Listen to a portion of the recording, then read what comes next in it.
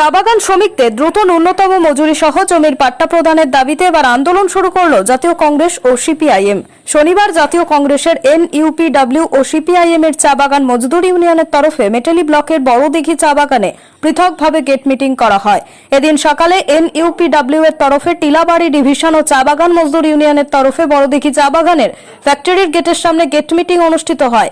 প্রায় ঘণ্টাখানেক gate meeting এর পর শ্রমিকরা ফের কাজে যোগ দেন।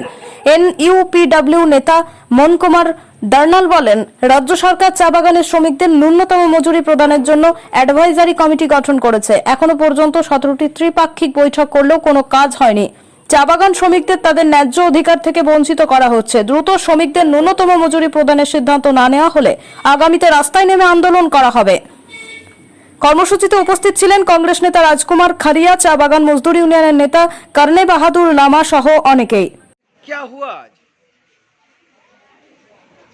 सुनिए, आज टोटल उत्तर बंगाल का चाय बागान में बीते कल और आज हम लोगों का गेट मीटिंग चल रहा है।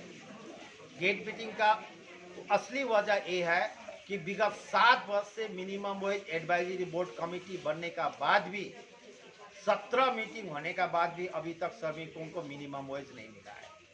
इंटरिम देके रखा हुआ है।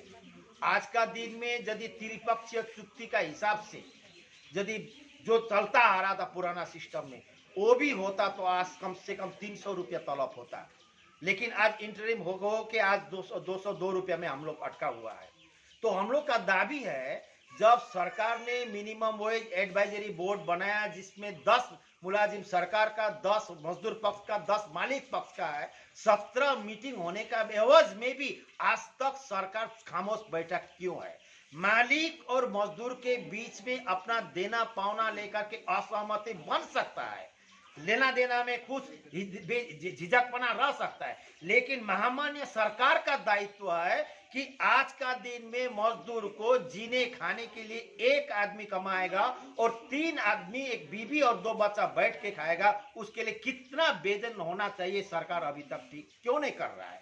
आज 7 वर्ष गुजरने का बाद भी हम लोग रास्ता में हैं, हम लोग गेट में हल्ला कर रहे हैं। इसलिए सरकार महामान्य से गुजारिश करते हैं, जल्दी से जल्दी मजदूरों को मिनिमम वेज डिक्लेयर करना पड़ेगा, जमीन का पट्टा देना पड़ेगा, क्योंकि मजदूरों का ये पुरखों दर पुरखों हम लोग यहाँ पर बैठे हुए हैं। हम लोग यहाँ पर 4था 5वां जेनरेशन है इस चाय बागान में है, लेकिन हमारा चाय बागान का जो ट्राइबल भाई, ओबीसी, एससी एसटी जो भाई साहब है, ये लैंडलेस वर्कर है जिसका बागान छोड़ के कहीं भी जमीन जायदाद नहीं है, इन्हें गिने का हो सकता है एक्सेप्शन का रूप से। तो हम लोग चाहते हैं जो लेबर कॉलोनी है वो मजदूरों को एक तो क्लासिफिकेशन करके वो जमीन का पट्टा हम लोग को मुहैया कराया जाए। हम लोग का जो केंद्र सरकार पीएफ का रेट घटाया है वो पीएफ का रेट बरकरार रखे, क्यों 4 पैसा करके घटाएगा? आज चीज बीज का दाम बढ़ रहा है और पीएफ का रेट घट रहा है। हमारा मजदूर का रिटायरमेंट एक 60 वर्ष होना चाहिए। हमको कम से कम रिटायरमेंट के बाद में जो श्रमिक है उसको 6000 रुपया कम से कम पेंशन मिलना चाहिए। टी बोर्ड सजग होकर के चाय बागान का देख रेख करना चाहिए। हम लोग का बच्चों को जो कम से कम पढ़ने जाता है टी बोर्ड तरफ से स्टाइपेंड मिलना चाहिए। ये तमाम दावी लेकर के हम लोग खड़े हैं। तो इसलिए सरकार महामान्य इस चीज को जब तक नहीं करेगा हम लोग रास्ता में रहेगा, दरकार पड़ेगा। आगामी दिन में आर पार का लड़ाई है। आगामी 19 तारीख को हम लोग बागान का काम छोड़ करके हम लोग रास्ता में उतरेंगे। वीडियो ऑफिस हो कहाँ हो।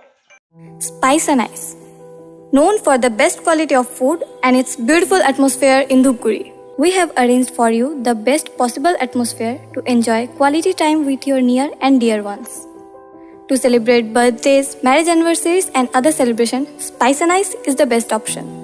We have all types of enjoyable food: Indian, Chinese, non-alcoholic drinks, mocktails and so on.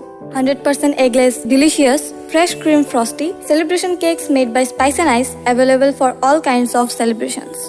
Spice and Ice always tried to provide you the best service. Your trust, our responsibility. We are Spice and Ice.